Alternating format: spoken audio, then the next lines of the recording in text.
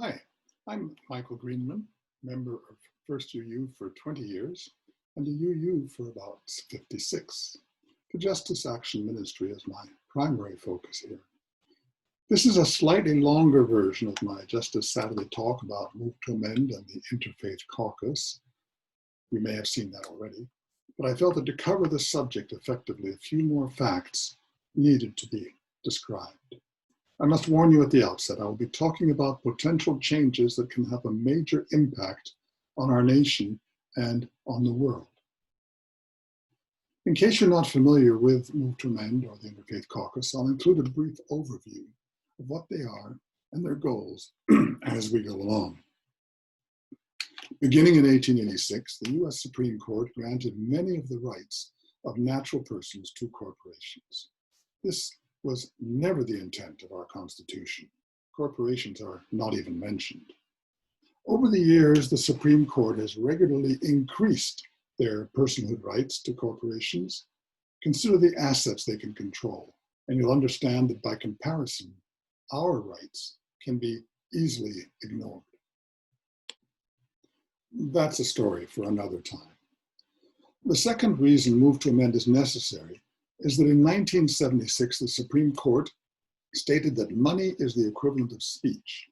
Spending on elections immediately increased tremendously. But the last straw was the 2010 Supreme Court decision known as Citizens United, which you probably heard about, which suddenly allowed corporations and the very wealthy to be able to spend unlimited funds for or against any candidate in any election, all the way up to the president. Our elections suddenly involved many billions of dollars and, as you may have noticed, perpetual campaigns. Now corporations have the ability to outspend any individual or nonprofit in influencing the election of candidates they preferred. In addition, politicians today have every reason to establish ironclad relationships with their sponsors, as opposed to their constituents. Move to Amend was created in 2010 to counter these two realities. They've turned our democracy completely upside down. You get the picture. So I'm going to show some slides, and with the Zoom system, I found that it takes a little bit of adjustment sometimes, so it'll be a little bit awkward, but here we go. So Move to Amend is proposing a bill in Congress that is referred to as the 28th We the People Amendment. Here we go. It's listed as HJR 48 and currently has 80 sponsors in the House and 500,000 supporters nationwide. Its wording, paraphrased, is to declare that corporations do not have constitutional rights and money is not speech and can be regulated in elections.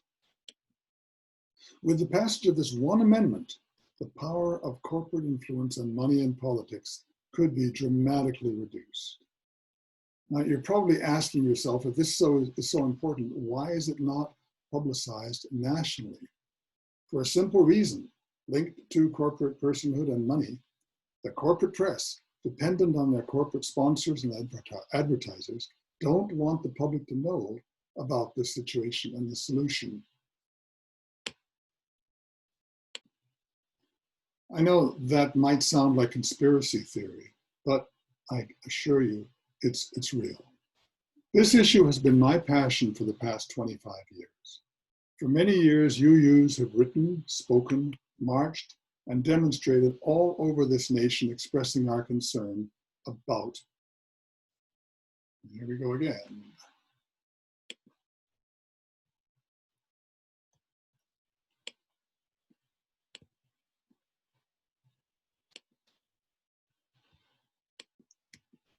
criminal justice, gun control, excessive inequality, elections, healthcare, education, and the environment, to mention a few.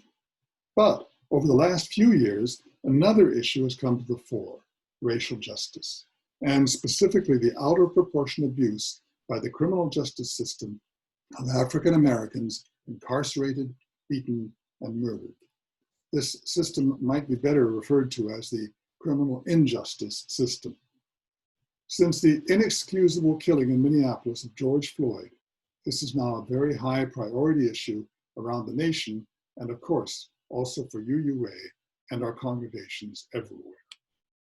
So where will this go? We've already heard that the Senate is very unlikely to do anything meaningful about abuses by police around the country. So you're surely asking yourself, what does passing this amendment have to do with all the justice issues mentioned, and many more? I'd like to cover briefly what I believe are the three most important issues right now: racial justice, voting rights, and our climate crisis. Personally, I would actually rank the climate crisis at the top, because unlike all the other injustice issues, damage to our climate stands a very good chance of being an existential threat to our entire globe. All other issues become moot if we can't reduce or reverse the climate crisis. But let me start with racial justice, and I think you'll find that racial justice issues cover most of our other injustices as well. How does corporate power impact racial justice? I'll cover just a few examples. Take health. Toxic facilities like coal-fired power plants and incinerators are emitting mercury, arsenic, lead, and other contaminants into the water, food, and lungs of communities. And listen to this, race is the #1 indicator for the placement of toxic facilities in the country, leading to higher mortality in communities of color. Why is that? Because those communities don't have the political influence or financial resources to keep them away. Another example, which only needs 2 words to tell the whole story, is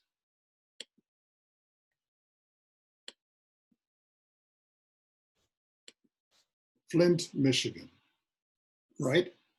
No need to explain more. Again, the result of the political influence of money. There are many other examples I could cite. You'll find links to articles relating health and race at the URL in the email announcing this talk. Now, how about climate change? You've all seen news footage of climate disasters around our nation. New Orleans and Katrina.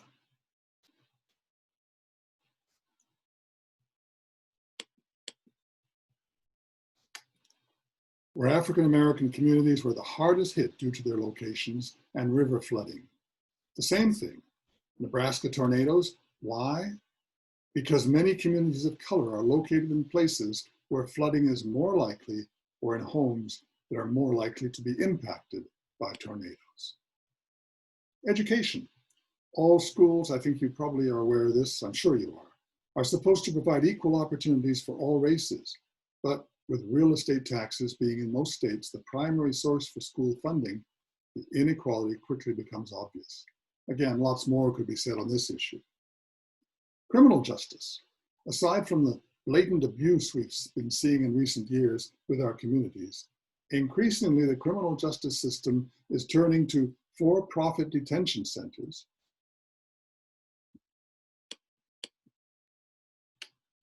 and the majority of the incarcerated are African Americans. Here we go again. By age 23, 49% of Black males have been arrested.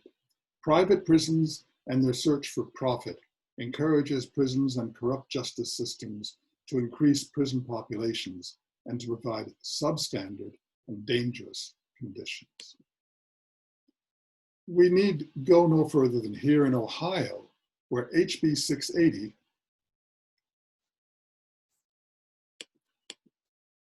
is working its way through the state legislature. Franklin County Auditor Michael Stinziano a few days ago asked voters to write legislators demanding its rejection. It is clearly an effort to make voting by African Americans more difficult. It would shorten the time for voters to request absentee ballots, eliminate the ability for the Secretary of State to prepay return postage for ballot applications. And here's something we've already seen in other states, Georgia and Wisconsin, for example. It would bar the health director and other officials from affecting the conduct of elections, even at the risk of public health. Now, these are just a few of the provisions of that bill, and if passed, it would negatively impact the ability of many African Americans and other minorities to vote in the November elections. What does this have to do with money and corporate power? African Americans and other minorities are more likely to vote Democratic than Republican. So a concerted effort by money and influence is being used to disenfranchise these groups, which increases the likelihood of outcomes in favor of Republicans and their corporate masters. Now, to complete the picture and link together the 28th We the People Amendment, Move to Amend, and the Interfaith Caucus. Simply put, when this amendment is passed and ratified, with the removal of constitutional rights for corporations and the excessive use of money in elections all around our nation, it will be we the people who will choose our representatives, not we the corporations and their dirty advertising. The majority of Americans will push for measures in all these areas to balance the scales of justice and to begin to address all these and other issues. Now, I must add here, Move to Amend is in no way anti-corporation, only anti-corporate personhood. Corporations, we believe, have no right, having the rights of humans, and should be serving the needs of our country, the nation, our people, and the world, rather than merely seeking to optimize profit. So you're probably telling yourself, passing a constitutional amendment is one of the hardest things we can do. We've only done 27 of them since we've been a country. And you would be right, it is difficult. However, and here's why I said earlier that the existential threat of climate crisis is the key. You've all heard the projections. We don't talk about them as much anymore. If emissions are not dramatically reduced by 2030, things will become pretty dismal on this planet by the end of the 21st century. I think you'll allow me to state this as a given. And I think you'll also agree that if there is a way to drastically reduce greenhouse gas emissions towards zero, we would have a chance to reverse this dismal picture. And I hope you would also agree that if we get corporations and money out of the decision-making process, we'd have a chance to accomplish that. So how do we do that? This is where the Interfaith Caucus comes into the picture. At the 2013 General Assembly of the UU denomination, there was a thing called an action of immediate witness that was passed overwhelmingly by the delegates. It was called an action of immediate witness, and our denomination passed it, instructing congregations, state action networks, and the UUA to support and promote the 28th Amendment. We are also encouraged to work with other faith communities to accelerate the process towards an amendment.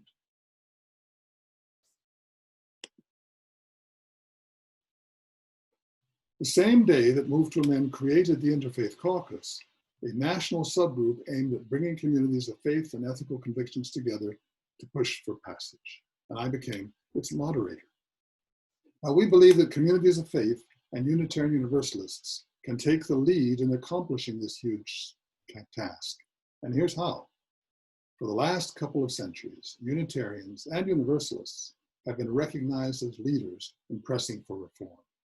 Our names are everywhere in the evolution of major reforms.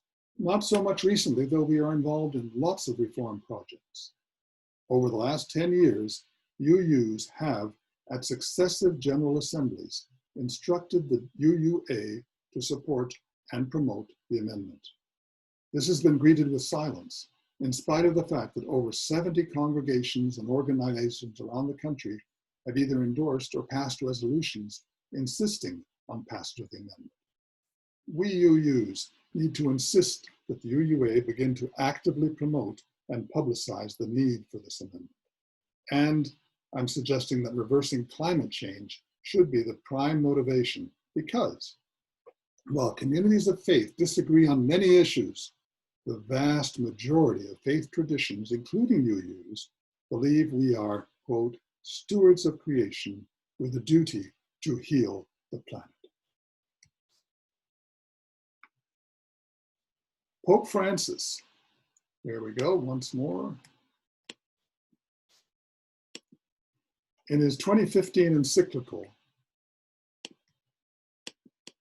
Laudato Si, on care of our common home, stated quite clearly that climate change is real, that human activities are largely responsible for it, that corporate greed is the primary active force contributing to it, and that people of faith have a duty to act.